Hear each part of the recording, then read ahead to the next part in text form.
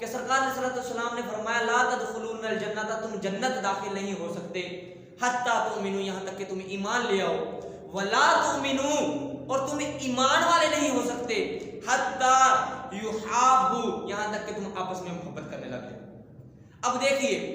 سب سے پہلے مسلمان چاہتا کیا ہے کہ اسے جنت مل جائے، تو سرکار علیہ السلام نے فرمایا کہ جنت تمہیں ایسے نہیں مل جائے گی، جنت کے لیے تمہیں ایمان والا بننا پڑے گا، اور تم ایمان والے ایسے ہی نہیں بن جاؤ گے، بلکہ ایمان والا بننے کے لیے تمہاری آپس میں محبت ہونی چاہیے۔ اور آگے سرکار علیہ السلام نے ارشاد فرمایا وَلَا أَدُلُّكُمْ عَلَىٰ شَيْءٍ، کیا میں تمہیں ایسی چیز نہ بتاؤں اِذَا فَعَلْتُمُوهُ، کہ جب تم اس کو کرو تو کیا ہوگا، یُحَابِبْتُمْ، تو تم آپس میں محبت کرنے لگ جاؤ گے۔ فرمایا میں تمہیں ایسا عمل نہ بتاؤں کہ جس کو تم کرو تو آپس میں محبت کرنے لگ جاؤ گے۔ فرمایا افشوا السلام بینکم، آپس میں سلام کو پھیلاؤ۔ قربان جائے سرکار علیہ السلام کے اس عظیم الشان فرمان پر، آپ نے جنت کا انتہائی آسان راستہ بتا دیا کہ اے ایمان والو، اگر تم جنت چاہتے ہو تو جنت حاصل کرنے کے لیے تمہارا ایمان والا ہونا ضروری ہے۔ اگر تم ایمان والے بننا چاہتے ہو تو ایمان والے بننے کے لیے تمہارا آپس میں محبت کرنا ضروری ہے، اور اگر تم آپس میں محبت کرنا چاہتے ہو تو آپس میں سلام کو پھیلایا کرو۔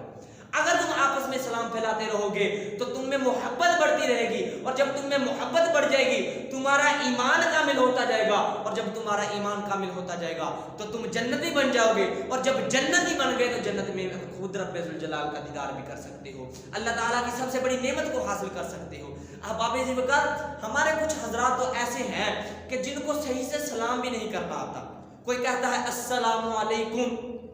کوئی کہتا ہے السلام علیکم، کوئی کہتا ہے السلام علیکم۔ اب دین سے اتنی دوری ہو چکی ہے کہ صحیح سے سلام بھی نہیں کرنا آتا لوگوں کو۔ السلام علیکم کا مطلب ہے کہ اے میرے مومن بھائی تم پر سلامتی ہو،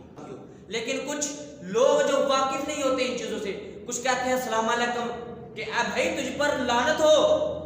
اب اپنی طرف سے سلام کر رہے ہوتے ہیں، لیکن دین سے اتنی دوری کہ اللہ معاف فرمائے اپنے مومن بھائی پر لعنت ڈال رہے ہوتے ہیں، السلام علیکم تم پر لعنت ہو۔ اور ایک تو حد ہی کر دیتا ہے، کہتا ہے السلام علیکم تم کو موت آئے۔ یاد رکھیے یہ السلام علیکم یہ یہودیوں کا سلام ہے۔ یہودی جب سرکار علیہ السلام کی بارگاہ میں حاضر ہوتے تھے تو وہ ایسا سلام کہا کرتے تھے، یہ مشکاۃ شریف میں روایت موجود ہے۔ تو احباب ذوالفقار اپنے سلام پر توجہ دیجیے، اپنے الفاظ کو ٹھیک کیجیے۔ صحیح سلام ہے السلام علیکم ورحمۃ اللہ وبرکاتہ، ٹھیک ہے؟ اور یاد رکھیے آج کل ہمارے معاشرے میں بڑا ہی عجیب ایک عمل پایا جاتا ہے، کہتے ہیں کہ بھائی اگر بیٹھے ہوئے ہیں کچھ لوگ تو ہم نے سلام میں پہل نہیں کرنی۔ یاد رکھیے سلام میں پہل کیجیے،